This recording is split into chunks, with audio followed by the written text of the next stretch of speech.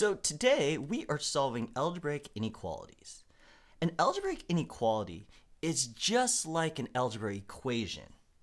The only difference is instead of an equal sign, we have an inequality symbol, like a greater than symbol, or a less than symbol, or a less than or equal to symbol, or a greater than or equal to symbol. Okay? So these symbols make the problem a little bit different, because what this is really saying is 4 times whatever x is minus 15 has to be bigger than 13.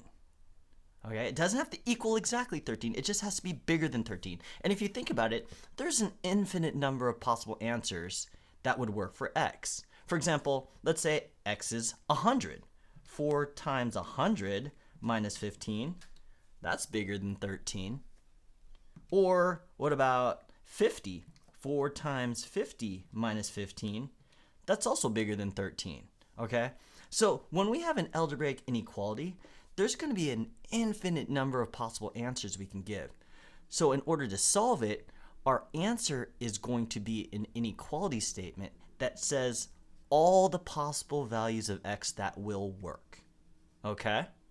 Now, the way you solve it is just like how we solve an algebra equation. What you do to one side, you have to do to the other. But there's one rule we have to keep in mind.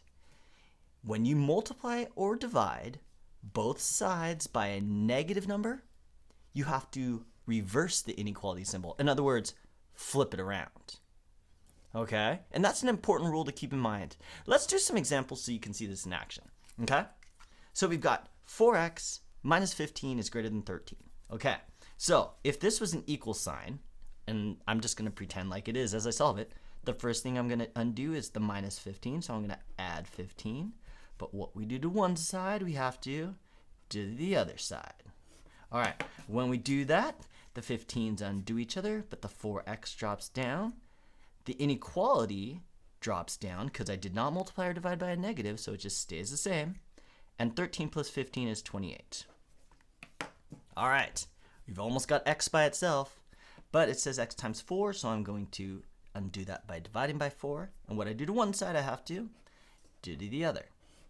All right, when I do that, the 4's undo each other, the x drops down. Now we divided, but it wasn't by a negative, so that inequality just drops down. And 28 divided by 4 is 7, and look what we have. We have x by itself. X is greater than 7.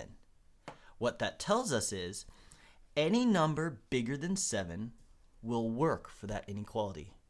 Remember those two examples I did a little while ago? They're both bigger than 7, so they worked. Turns out 8 should also work in there too. Let's just double check to see. 4 times 8 minus 15. Yep, that's bigger than 13. Okay, so that's a pretty simple answer. Notice, we never had to reverse the inequality because we never multiplied or divided by a negative.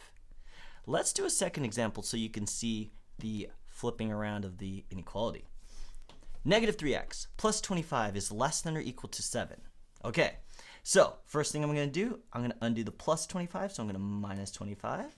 And what I do to one side, I have to do to the other side. All right, these undo each other. Negative 3x drops down.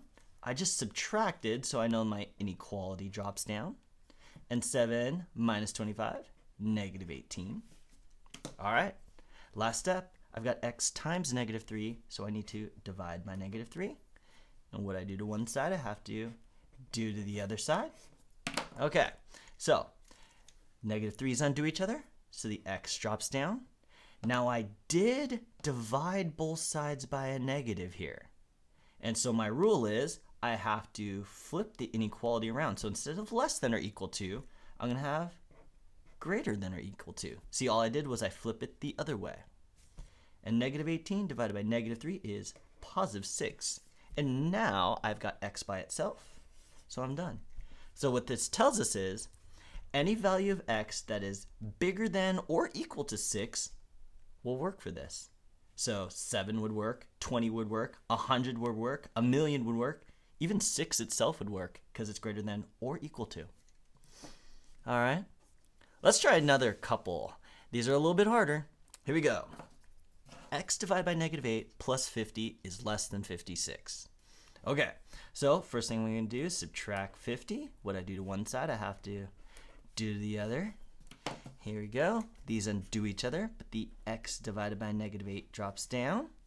I just subtracted, so I don't have to flip the inequality around.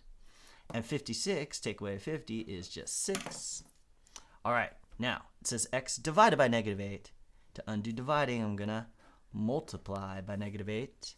But what I do to one side, I have to do to the other side. Okay, so these undo each other.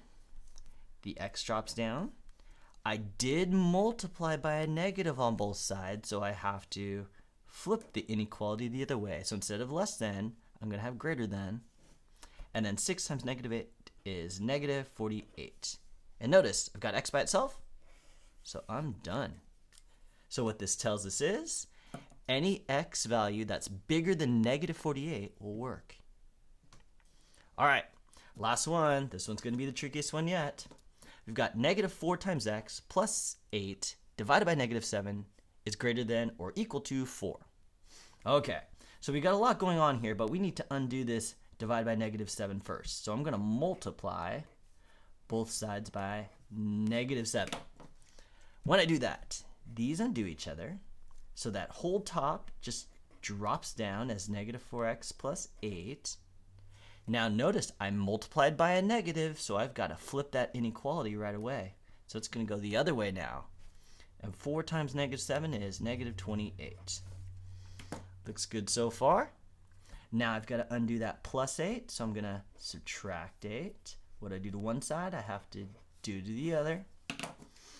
So these undo each other, but the -4x is going to drop down. I subtracted, not multiplied or divided, so I can just drop down my inequality. And -28 minus 8 is -36.